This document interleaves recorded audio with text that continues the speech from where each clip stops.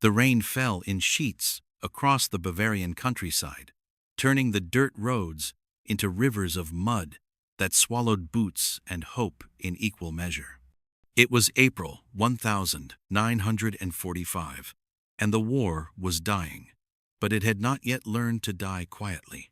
In the distance, the mountains stood like silent witnesses to everything that had been broken, everything that could never be made whole again. Sergeant James Holloway stood at the edge of what remained of a German supply depot, his rifle hanging loose at his side. He was 24 years old, but his eyes belonged to someone much older. They all did now. Behind him, his squad moved through the wreckage with the practiced caution of men who had learned that survival was just a series of small, careful moments strung together like beads on a thread that could snap at any time. Private First Class Thomas Bennett called out from near a collapsed building, his voice cutting through the sound of rain. "Sarge, you need to see this." James turned, his boots making soft sucking sounds in the mud as he walked toward where Bennett stood. The younger man's face was pale, his freckles standing out like drops of rust on paper. He was pointing toward a half-buried entrance, a bunker or storage facility that had been concealed beneath the debris. "What is it?" James asked, though part of him already knew he didn't want the answer. "I heard something. Voices. German, I think, but I don't know, Sarge. Something's not right." Corporal David Martinez appeared from around the corner, his Thompson submachine gun held ready, but not quite aimed. He was the oldest of them at 32, a veteran of North Africa before any of them had even put on a uniform. "Could be holdouts," he said quietly.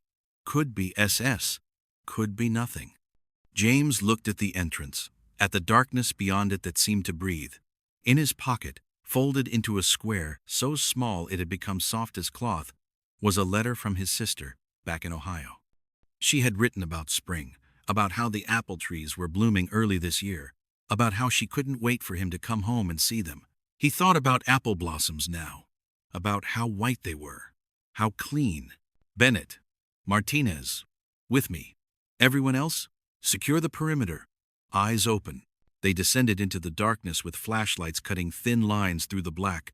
The bunker smelled of earth and concrete and something else, something human and afraid. Water dripped somewhere in the distance, a metronome counting seconds that felt too long. The walls were close, pressing in, and James could hear his own breathing, loud in his ears. The voices grew louder as they moved deeper. German, yes, but high-pitched, multiple speakers talking over each other in rapid, panicked tones, not the bark of military commands. Something else. Something that made James's stomach tighten with a dread he couldn't name. They rounded a corner, and the flashlight beams found them. 7 young women huddled against the far wall of a storage room, their faces turning toward the light like flowers toward the sun. Except there was no warmth in this light, only exposure. They were dressed in ragged civilian clothes, too thin for the cold, too dirty to have been clean in weeks. Their ages ranged from perhaps 16 to early 20s, their hair shorn close to their skulls in a way that spoke of degradation, of systematic dehumanization. Their eyes were enormous in their gaunt faces, dark with terror that went deeper than fear of death. For a moment, no one moved. The American soldiers stood frozen, their weapons pointed but not aimed, their minds trying to reconcile what they were seeing with what they had expected to find. The women pressed back against the wall as if they could push through it, escape into the concrete itself. One of them, barely more than a girl, began to shake so violently that James could see it even in the unstable beam of his flashlight. "Jesus Christ," Bennett whispered, and it sounded like a prayer. Martinez lowered his weapon first, his face going through a series of expressions too fast to read. He said something in German, his accent heavy but comprehensible. James didn't speak the language well, but he knew the tone, gentle, careful, the tone you used with wounded animals. The women didn't respond. They stared at the Americans with eyes that had seen too much, that had learned to expect only more pain, more use, more violation, dressed up as duty or necessity or the simple exercise of power. "Keine Soldaten," Martinez tried again. We're not going to hurt you." One of the women laughed, a sound like glass breaking. She was older than the others, perhaps 23, with sharp cheekbones and a scar that ran from her left ear to her jaw. When she spoke, her voice was hoarse, raw from screaming or crying, or both. Das haben sie auch gesagt. They all say that. James felt something shift in his chest, a weight settling that he knew would never leave. He had seen bodies before. He had seen the camps, though they didn't talk about those, not even among themselves. But this was different. These women were alive, which somehow made it worse, because being alive meant they had survived things that should have killed them, meant they carried their deaths inside them, playing on repeat. He slowly lowered his rifle, holding up his free hand palm out in a gesture of surrender, though he wasn't sure who was surrendering to whom. "We're American," he said, speaking slowly, hoping they understood. "Allied forces. We're here to help." The woman with the scar laughed again, but this time it dissolved into something that might have been sobbing. She covered her face with her hands, and her shoulders shook. The youngest girl beside her, the one who had been trembling, reached out and touched her arm, a gesture so small and so brave that James felt his throat tighten. "They used us," the scarred woman said in broken English, her voice muffled behind her hands. "The officers, the guards, they said we were traitors, that we spread defeatist propaganda, that they said we deserved it. And when the Allies got close, they locked us down here. They said if we came out, they would shoot us. They said that you would do worse." Bennett made a sound like he'd been punched. "Oh God! Oh Jesus!" Martinez turned to James, and in his eyes was a rage so pure and so cold that it was almost beautiful. "Sarge, we need to get them out of here, now. We need to get them medical attention. Food. Somewhere safe." But the women were shrinking back again, the brief moment of communication breaking down into panic. They were speaking German rapidly, arguing among themselves, their voices rising with hysteria. The youngest was crying now, tears cutting clean tracks through the dirt on her face. "They think we're lying," Martinez said. "They think this is a trick. They think we're going to—" "No," James said, and his voice came out harder than he intended. He stepped forward, and the women flinched, and he stopped, frozen by that flinch, by what it said about every man they had ever encountered in this war. He tried again, softer. "No. Listen to me. Listen." He reached into his pocket and pulled out the folded letter from his sister, holding it up so they could see. His hands were shaking slightly, though whether from anger or sorrow or both, he couldn't tell. "This is from my sister. Her name is Margaret. She's 16 years old, about the same age as—" he gestured to the youngest girl, "about your age. She wants me to come home. She wants me to see the apple trees blooming, and I want that too. I want to go home and never think about this war again. But I can't do that. None of us can. Because if we walk away from you now, if we leave you here, or pretend we didn't see you, then everything we fought for means nothing. Do you understand? Nothing." The silence that followed was so complete that James could hear the rain outside, steady and eternal. The women stared at him, at the letter in his hand, at the tremor in his fingers that betrayed everything he was feeling. The scarred woman spoke first, her voice barely above a whisper. "Your sister, she is safe?" "Yes," James said. "She's safe. She's home. She's waiting for me." "And you will go back to her? If I survive this?" "Yes, if I'm lucky." She looked at him for a long time, searching his face for something. Truth, maybe, or just humanity. Finally, she said, "My name was Greta. I don't know if it still is. They called us other things." "Your name is Greta," James said firmly. "That's who you are. That's who you've always been, no matter what anyone called you." Something broke in her face, some last defense crumbling. She pressed her hands against her mouth, and when she spoke again, her words came out shattered. "We didn't do anything wrong. We just spoke the truth. We said the war was lost. We said Hitler was leading us to destruction, and they arrested us. They said we were enemies of the state. And then the officers came, and the guards, and they said we were spoils. They said we belonged to them now, and no one stopped them. No one came. Bennett turned away, his shoulders rigid. Martinez was staring at the ceiling, his jaw clenched so tight James could see the muscle jumping. James himself felt something hot and dangerous building in his chest, a fury that had no outlet, because the men who had done this were gone, fled, or dead, beyond justice or vengeance.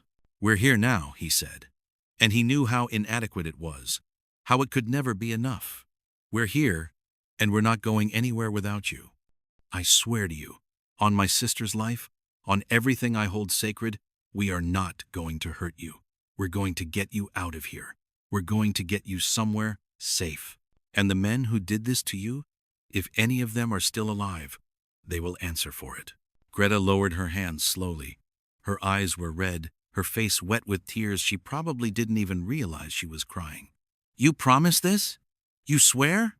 "I swear." She looked at the other women, speaking rapidly in German. There was an argument, voices rising and falling, fear and hope and desperation all tangled together. The youngest girl was shaking her head, still crying, saying something over and over that sounded like 9, 9, 9.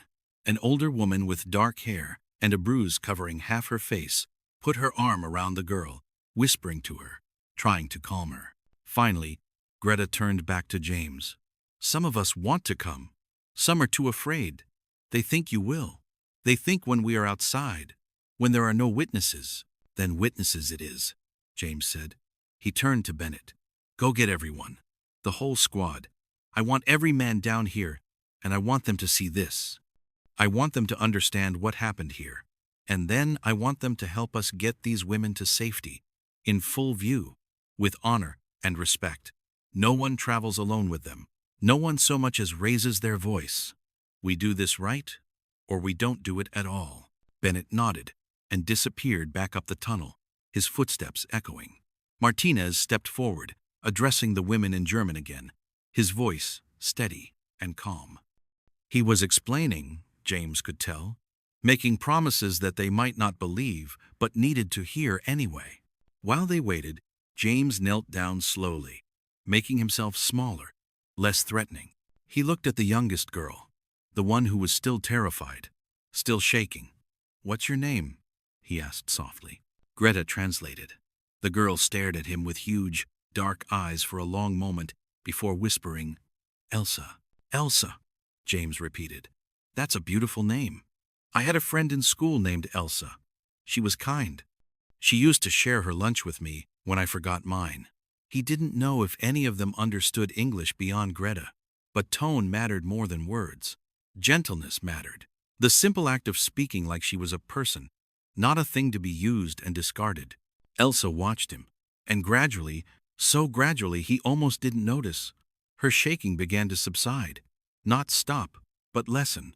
A fraction of trust, or maybe just exhaustion of fear. Either way, it was something. The sound of boots on concrete announced the arrival of the rest of the squad. 6 more men crowded into the entrance of the room, their faces registering shock, anger, grief. Private William Cooper, the baby of the group at 19, looked like he might be sick.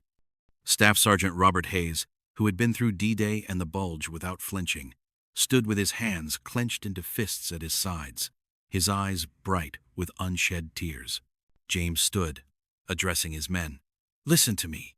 You're looking at 7 women who were imprisoned, abused, and left to die by their own countrymen. They were told we would be worse than the men who hurt them. They were told Americans were monsters. We are going to prove that wrong. We are going to get them out of here, treat them with dignity and care, and get them to a field hospital where they can receive proper medical attention and protection. Is that understood?" "Yes, Sergeant," they said in rough unison. "No one touches them without permission. No one frightens them. No one makes them feel unsafe. We are soldiers of the United States Army, and we will act like it. We will be the men our mothers raised us to be, the men our sisters and wives and daughters believe we are. Is that understood?" "Yes, Sergeant." James turned back to Greta. We're ready. Will you come with us? She spoke to the others again. This time, the response was different. Still fearful, still uncertain, but something had shifted. Maybe it was the sight of 9 men standing at attention, their faces open and honest and horrified by what had been done. Maybe it was simply that they had no other choice, that staying in this bunker meant dying slowly in the dark. One by one, they stood. Elsa was last, helped up by the dark-haired woman who had comforted her. They moved together, a tight cluster of trauma and survival, toward the Americans who stood waiting. The walk out of the bunker was slow, careful. Martinez led, speaking softly in German, explaining each step before they took it. James came last, making sure no one was left behind. The women moved like people who had forgotten how to trust their own legs, how to believe in the possibility of daylight. When they emerged into the rain, several of them stopped, faces turning up toward the sky. The water fell on their faces, washing away dirt and tears, and for a moment they simply stood there, letting themselves be cleaned by something as simple and pure as rain. Cooper had already radioed ahead for medical support and transport. Hayes was organizing a perimeter, making sure the area was secure. Bennett stood holding a collection of canteens and ration bars, offering them to anyone who would take them. Most of the women were too shocked or too afraid, but one, a red-haired girl with a split lip, reached out tentatively and took a canteen. She drank slowly, as if she'd forgotten what clean water tasted like. Greta stood beside James, still apart from both her fellow prisoners and the American soldiers, caught in some middle space of trust, not yet earned, but desperately needed. Why? She asked quietly. Why do you care? We are German. We are your enemy. James looked at her, at this woman who had been broken and was still standing, and he thought about all the easy answers he could give, about duty and honor and the rules of war. But in the end, he told her the truth. Because I have a sister, he said. Because somewhere in Germany, there's a mother who doesn't know if her daughter is alive or dead. Because if this happened to someone I loved, I would want to believe that someone, somewhere, would choose to be human, would choose to see a person instead of an enemy, would choose to do the right thing, even when it was hard, even when it didn't matter to the war effort, even when no one would ever know or care. He paused, watching the rain fall on the wreckage around them. And because if we walk away from this, if we let the things that were done to you stand without response, then we become part of it. We become complicit. And I won't carry that home with me. I won't let that be who I am. Greta was crying again, but differently this time. These tears were clean, honest, the kind that came from a wound finally being acknowledged, finally being seen. Thank you, she whispered. Danke. Thank you. The medical transport arrived 20 minutes later, a truck with red crosses painted on white squares, driven by a corpsman named Eddie Walsh, who took one look at the women and immediately began barking orders for blankets, water, first aid. The women were helped into the back of the truck with a gentleness that seemed almost choreographed. Every soldier, aware of every movement, every word, every potential trigger for fear. Before the truck drove away, Elsa appeared at the tailgate. She looked at James for a long moment, then reached out and touched his hand. Just once, just briefly, her fingers cold and thin against his palm. Then she was gone, pulled back into the safety of the other women, and the truck was rolling away down the muddy road. The squad stood in the rain and watched until the truck disappeared. No one spoke. There was nothing to say that wouldn't be inadequate, nothing that would make sense of what they had seen, what they had learned about the depths to which human beings could sink and the heights to which they could occasionally rise. Finally, Hayes cleared his throat. We should move out. Still got a war to finish. But James wasn't ready to move yet. He stood there, rain soaking through his uniform, thinking about Greta and Elsa and the 5 others whose names he didn't know. Thinking about apple blossoms and home, and his sister Margaret, who would never understand what he had seen, what he had done, who he had become. Bennett approached quietly, standing beside him in the rain. You think they'll be okay, Sarge? I don't know, James said honestly. I don't know if you come back from something like that. But at least now they have a chance. At least now someone will try to help them heal, instead of. He didn't finish the sentence. He didn't need to. They packed up and moved out, leaving the ruins of the depot behind them. But James carried something new now. Something that would stay with him long after the war ended. Long after he went home to Ohio and saw the apple trees blooming white and clean. He carried the memory of Elsa's hand touching his. A gesture of trust so small it was almost nothing, and so large it was almost everything. The war ended 3 weeks later. James survived, as did most of his squad. They went home to parades and celebrations, and a world that wanted to forget what it had seen, what it had done, what it had learned about human nature in its darkest and brightest moments. But James didn't forget. He told his sister about the apple blossoms, about how beautiful they were, how clean. He didn't tell her about the bunker, about the 7 women, about the moment when humanity had balanced on the edge of a knife and could have fallen either way. Some things were too heavy to share, too precious, and too terrible to put into words. Instead, he kept that memory close, carried it like a prayer. And sometimes, in the quiet moments before sleep, he thought about Greta and Elsa and wondered if they had found peace, if they had found home, if they had found a way to believe that the world could be gentle again, that hands reaching toward you in the darkness didn't always mean harm. He never found out what happened to them. The chaos of post-war Europe swallowed millions of stories, and theirs was just one among many. But he hoped. God, how he hoped. He hoped they were alive, that they were healing, that somewhere in the world there were people who treated them with the kindness they deserved, who saw them as the brave survivors they were, rather than the broken things their captors had tried to make them. And on the days when the memories were too heavy, when the weight of what he had seen threatened to pull him under, James would go outside and look at the apple trees. He would remember the rain falling on upturned faces, the sound of German words he couldn't understand, but whose meaning was universal. Please, please, please. He would remember choosing to be human, to see people instead of enemies, to do the right thing even when it was hard. It wasn't much. In the grand scheme of the war, it was barely a footnote. 7 women saved out of millions dead or destroyed. But it mattered to those 7. It mattered to the men who made that choice. And in the end, James thought, maybe that was what humanity was. Not the big heroic gestures, but the small moments when you chose to extend your hand instead of your fist. When you chose to see someone's fear and answer it with gentleness instead of more fear. The apple blossoms fell and returned, year after year, white and clean and new.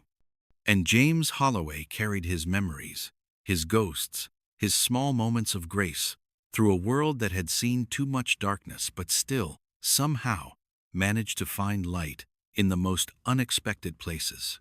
In a bunker in Bavaria, in the rain, in the touch of a frightened girl's hand, reaching out one more time toward the possibility of trust, toward the fragile hope that not all men were monsters, that some still remembered how to be human. That was the story he carried. That was the war he survived. Not the battles or the medals or the glory, but the moment when he stood in the darkness and chose to be the person he wanted to be, the person his sister believed he was, the person those 7 women needed him to be. And in the end, that choice made all the difference.